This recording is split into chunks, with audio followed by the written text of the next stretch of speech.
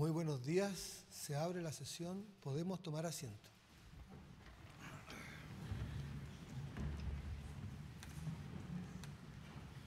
Señoras y señores, conforme lo establece el artículo 521 del Código Orgánico de Tribunales, esta audiencia pública, en que la Corte Suprema se encuentra reunida en pleno, tiene por objeto otorgar el título de abogada o abogado una vez que ustedes, postulantes, presten el juramento de rigor para desempeñar con lealtad y probidad la profesión. Terminada la ceremonia, las nuevas y nuevos profesionales podrán retirar sus diplomas en la oficina de títulos. A continuación, invito a las licenciadas, licenciados y a sus familiares a la ceremonia de juramento, que será recibida por las señoras y señores ministros de la Corte Suprema. El señor secretario subrogante del tribunal procederá a tomar el juramento. Los invito a ponerse de pie.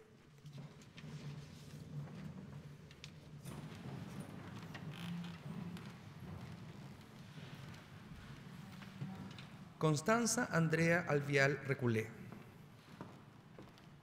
Francisca Ignacia Anguita Urra. Daniel Arce Mayar. Esteban Ariel Astudillo Vera. Carlos Cristóbal Elwin Domingo. Carlo Estefano Benussi Díaz. Licenciadas, licenciados, ¿juráis desempeñar leal y honradamente la profesión de abogada o abogado? Sí, juro.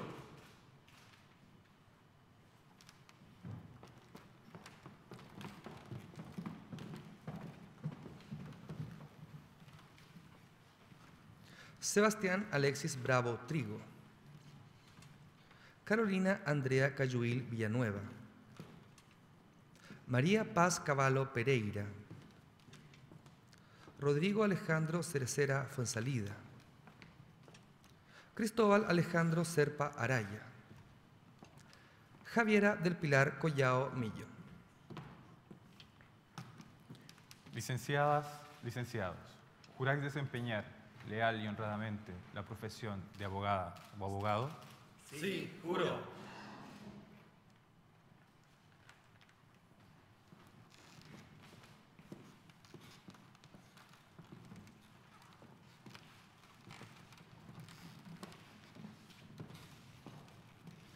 Ángelo Paolo Cordano Carrizo. María Inés Díaz Silva. Victoria Rocío Durán Ojeda. José Raimundo Figueroa Cruz. María Loreto Garrido González. Pamela Andrea González Cárdenas.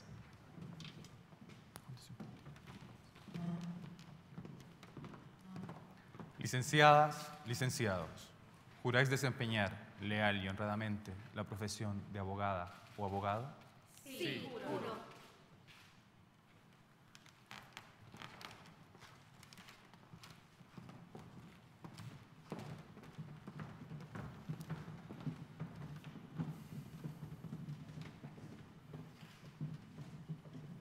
Rodrigo Alexis González Pinto.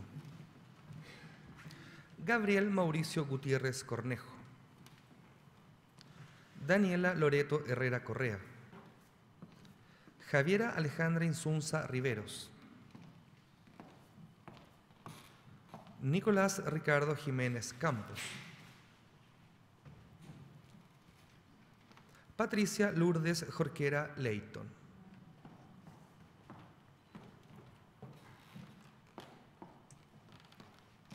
Licenciadas, licenciados, ¿juráis desempeñar leal y honradamente la profesión de abogada o abogado? Sí, juro.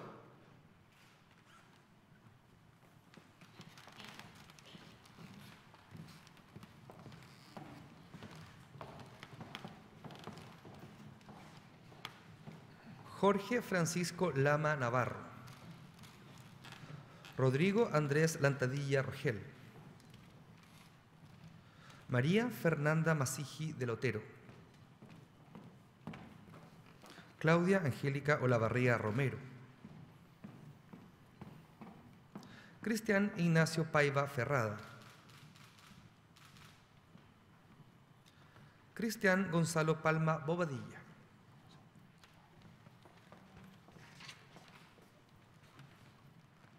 Licenciadas, licenciados, ¿juráis desempeñar leal y honradamente la profesión de abogada o abogado? Sí, juro.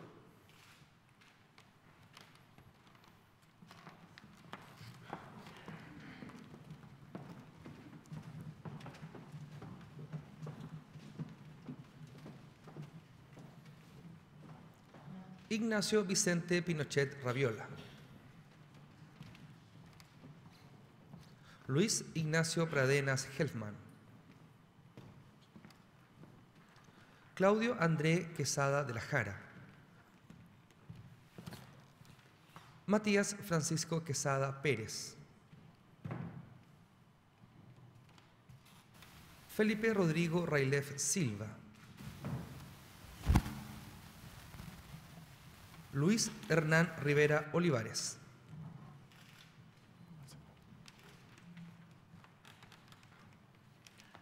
Licenciados, ¿juráis desempeñar leal y honradamente la profesión de abogado? Sí, juro.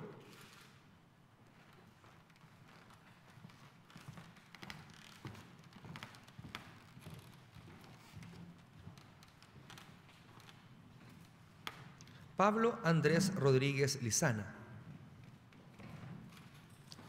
Daniela Cecilia Rojas Ramírez.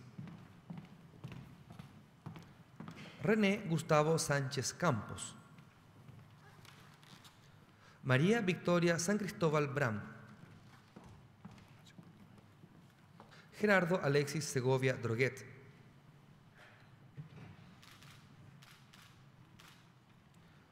Joaquín José Solar Larraín.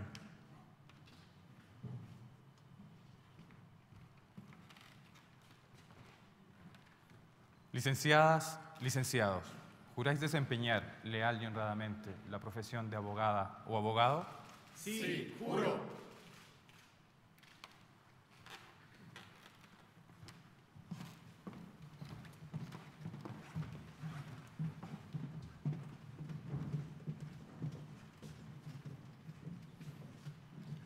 Alejandra Elizabeth Toro Lara. María Elena Ugalde Castillo. María Francisca Valdivielso de la Rosa. Pablo Esteban Vera Pérez. Bastián Nicolás Vergara Fuentes. Dominique Bale Quinteros.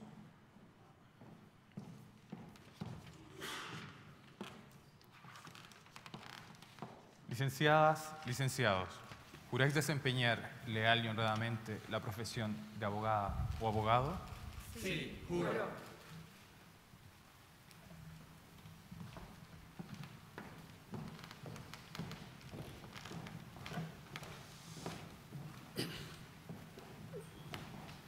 Señor presidente, señorías, el juramento ha finalizado.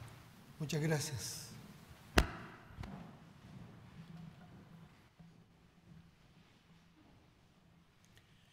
Licenciadas y licenciados, en virtud del juramento que han prestado y por reunir los requisitos que señala la ley, de conformidad con lo dispuesto en el artículo 522 del Código Orgánico de Tribunales, en nombre y representación de la Corte Suprema de Justicia, les declaro legalmente investidos con el título de abogadas o abogados. La Corte Suprema les felicita y desea buen éxito profesional. El público les puede brindar un merecido aplauso.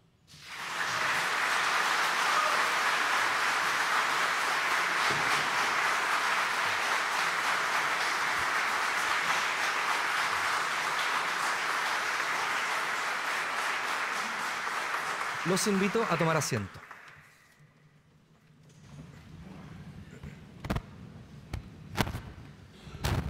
A continuación, el señor presidente de la Corte Suprema, don Sergio Muñoz Gajardo, se dirigirá a la audiencia.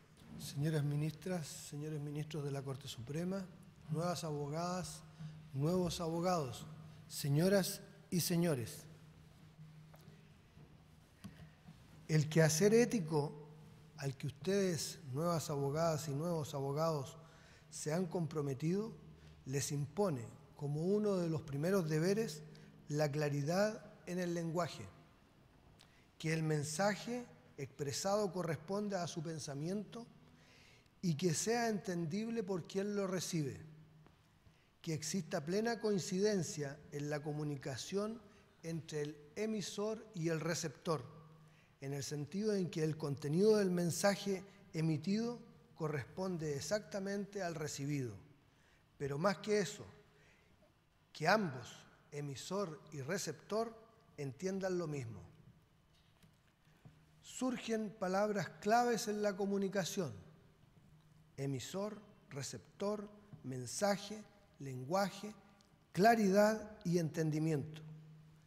La preocupación ha estado centrada por años y siglos en los elementos objetivos, esto es, los primeros de emisor, receptor, mensaje y lenguaje. Hoy, sin embargo, esto ha variado. Se concentra la preocupación fundamental en los de carácter subjetivos, como son la claridad del mensaje y el entendimiento que se hace del mismo. Se busca como primera prioridad la comprensión. En el lenguaje jurídico ocurre algo similar. A ustedes, nuevas abogadas y nuevos abogados, les ha correspondido conocer y en muchos casos padecer lo que es tratar de asimilar las enseñanzas que tanto sus profesores como abogados, jueces y escritores tratan de traspasar para que ustedes adquieran el conocimiento adecuado de lo que es la ciencia jurídica. En un sistema de derecho positivo romano-germánico como el de nosotros, que se basa en reglas preestablecidas con anterioridad a los hechos,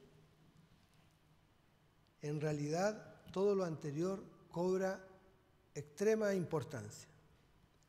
Redactado el precepto legal por la autoridad, queda plasmado un enunciado gramatical normativo, en que fundamentalmente está determinado en el mayor número de los casos el sustantivo y el verbo, esto es, el destinatario y la acción que se trata de expresar.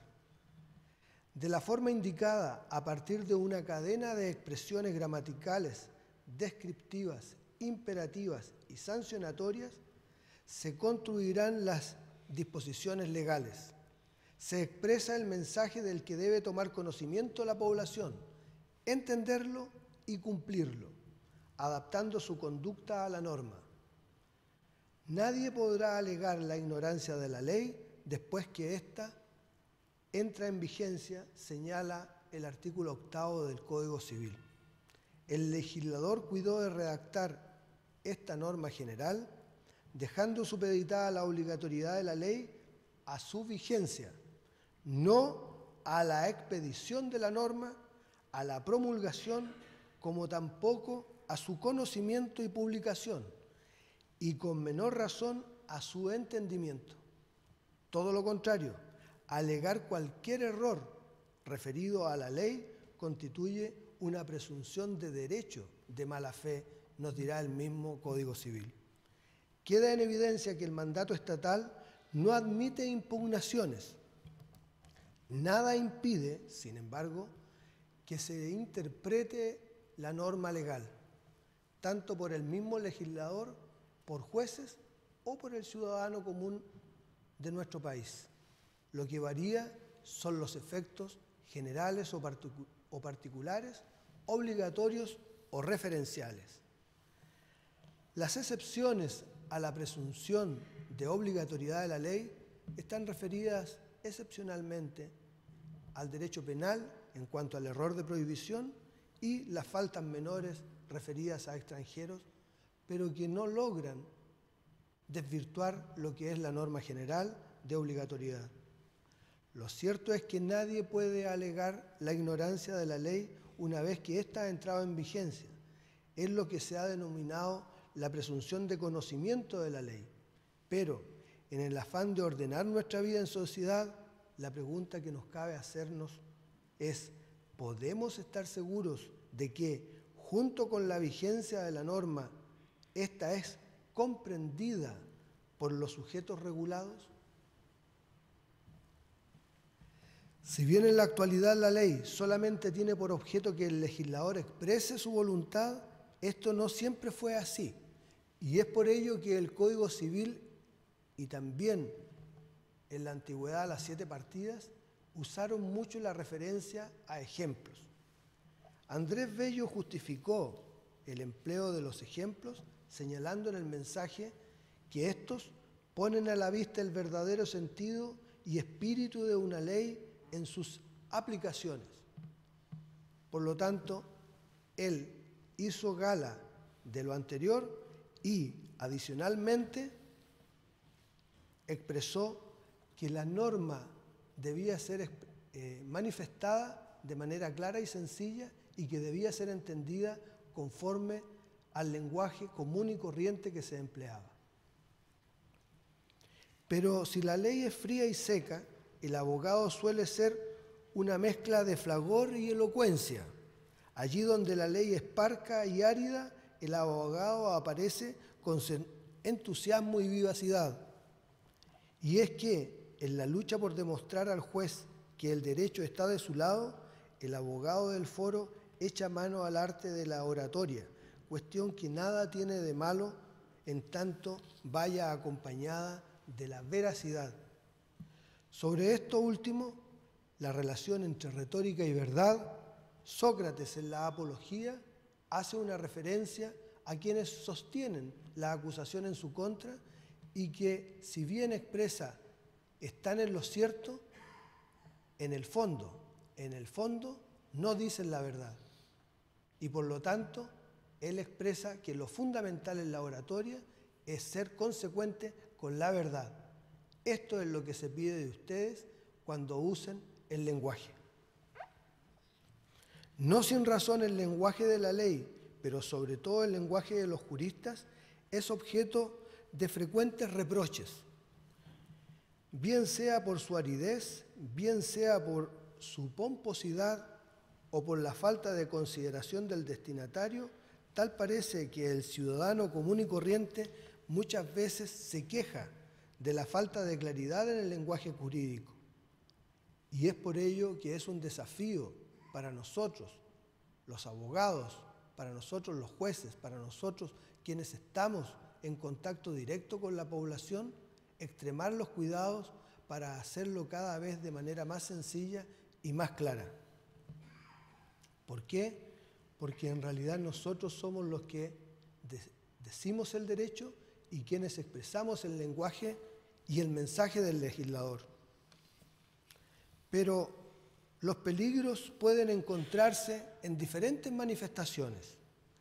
Expresar complicadamente las cosas simples sin considerar que la tarea es exactamente la contraria.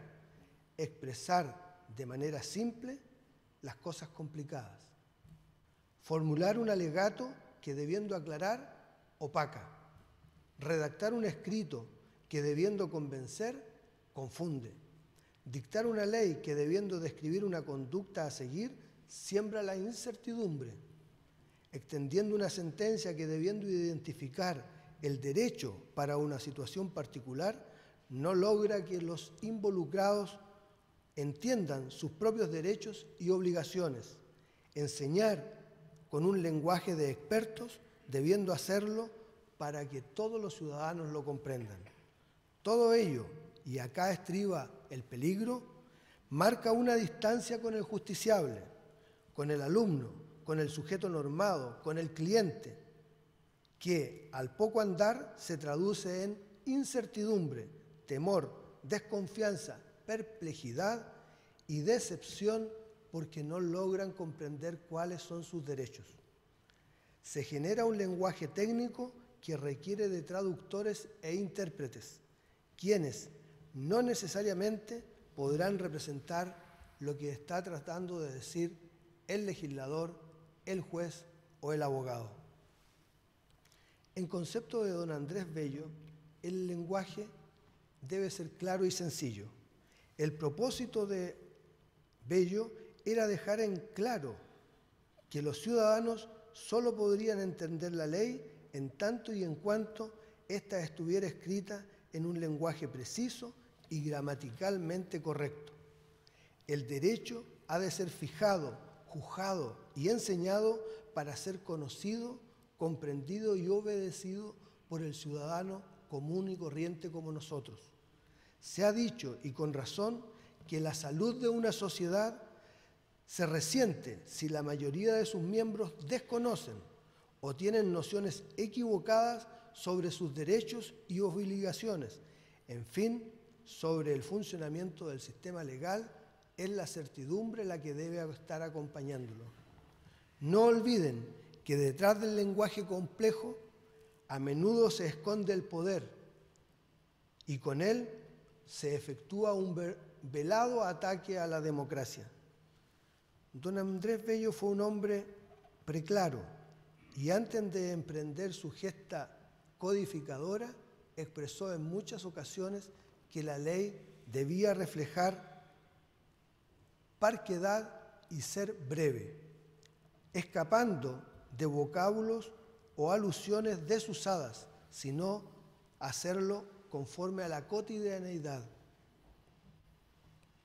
Las palabras de Bello encuentran eco, muchos años después, en el informe de la Comisión de Modernización del Lenguaje Jurídico el año 2011, iniciativa impulsada por el gobierno español y bajo cuya supervisión la Real Academia de la Lengua dijo que una justicia moderna es una justicia que el ciudadano sea capaz de comprender. Es por ello que debemos escapar de fórmulas rebuscadas. No por nada, a lo largo del mundo encontramos importantes organizaciones que están empeñadas en ello. El acceso a la justicia y con ello el acceso a mayor democracia se resiente cuando mujeres y hombres sin formación jurídica no alcanzan a conocer y comprender los derechos y obligaciones que la ley establece a su respecto, puesto que no les dará la posibilidad de reclamarlos o de no poder reclamarlos a tiempo.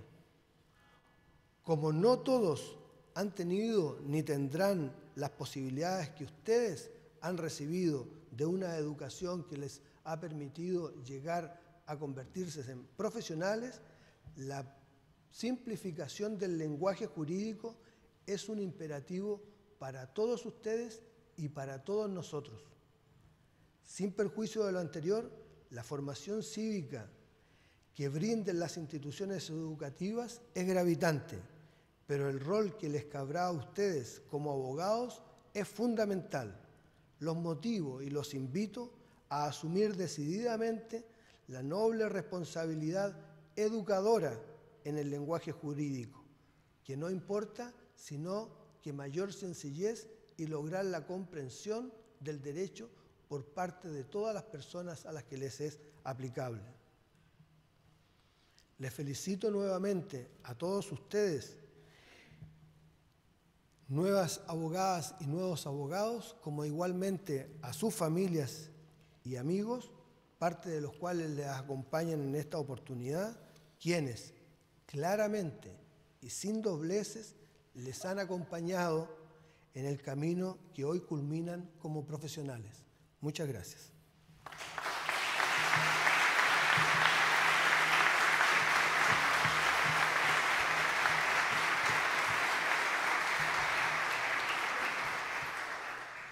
Por haberse cumplido el objetivo de la audiencia, se levanta la sesión. Muy buenos días.